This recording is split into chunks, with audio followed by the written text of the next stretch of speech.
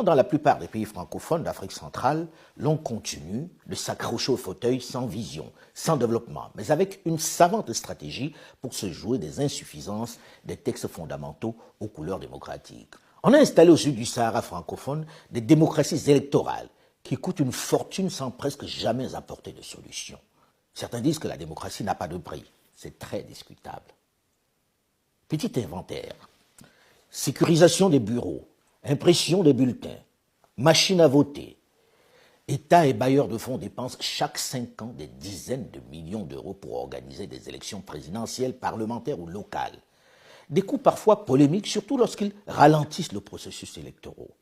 En ce sens, on a tort, nous, en France, de dire que la démocratie est un système qui ne fonctionnerait pas ou qui n'a pas fonctionné en Afrique, enfin, en Afrique, dans plusieurs pays africains, car c'est une expérience qui reste à vivre. C'est ce que vous êtes en train de nous dire. Oui.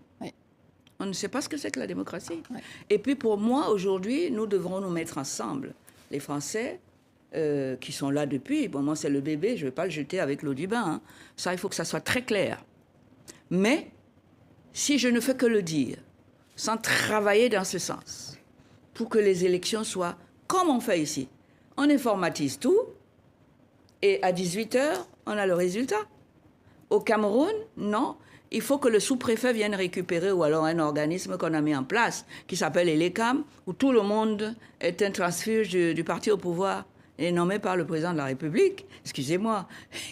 Pour passer un examen et tous les arbitres sont... C'est vous qui les nommez. Vous croyez... Au Cameroun, on a dépensé en 2018 pour les élections présidentielles un peu plus de 82 millions d'euros, soit 54 milliards de francs CFA, pour reconduire le président aux affaires depuis novembre 1982. Et presque les mêmes représentants à l'Assemblée nationale, soit l'équivalent de 530 écoles de qualité dans le pays, ce qui changerait considérablement le monde scolaire et académique.